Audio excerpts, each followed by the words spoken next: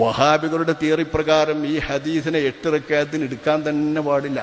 ഇത് കൂട്ടത്തിലൊന്ന് പറഞ്ഞല്ല നമ്മളിത് എടുക്കുന്നത് മറുപടി പറയുന്നതൊക്കെ നമ്മളെ തിയറി പ്രകാരമാണ്, നമ്മളെ നിലപാട് പ്രകാരം.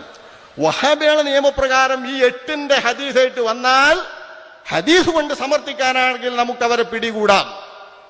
കാരണം ഈ 8ന്റെ ഹദീസ്, ഈ 8ന്റെ ബാബിർ റളിയല്ലാഹു അൻഹുവിന്റെ ഹദീസ് അവരുടെ ഭാഷ പ്രകാരം സ്വഹീഹല്ല, ലഈഫാണ്.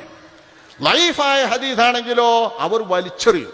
അങ്ങനെ അവർക്ക് റിപ്പോർട്ട് സ്വഹീഹായ ഹദീസ് എടുത്തൊക്കൊന്നുമല്ല, ഒരു ബൽച്ചെറിയെന്ന. സ്വഹീഹായ ഹദീസിന് കൊണ്ടാ ബാക്കിയൊക്കെ ബൽച്ചെറിയെന്നാണ്. ബൽച്ചെറിയുള്ള ഹദീസാണ് സ്വഹീഹല്ലാത്തതൊക്കെ. എന്താ സ്വഹീഹ് തന്നെ തിരിയൂല, സ്വഹീഹ് ഏത് വിധമുണ്ട് എന്ന് തന്നെ തിരിയൂല. സ്വീകാര്യമായ ഹദീസ് തന്നെ ഹസന് 2 വിധമുണ്ട്, അതും തിരിയൂല. അതിന്റെ ശേഷം ലഈഫ് തന്നെ സ്വീകരിക്കുന്നതും സ്വീകരിക്കാത്തതും എടുത്തൊക്കുന്നതും ഒക്കെ ഉണ്ട്, ഇതൊന്നും തിരിയൂല. ഒറ്റ പറച്ചില സ്വഹീഹ് ലഈഫ്.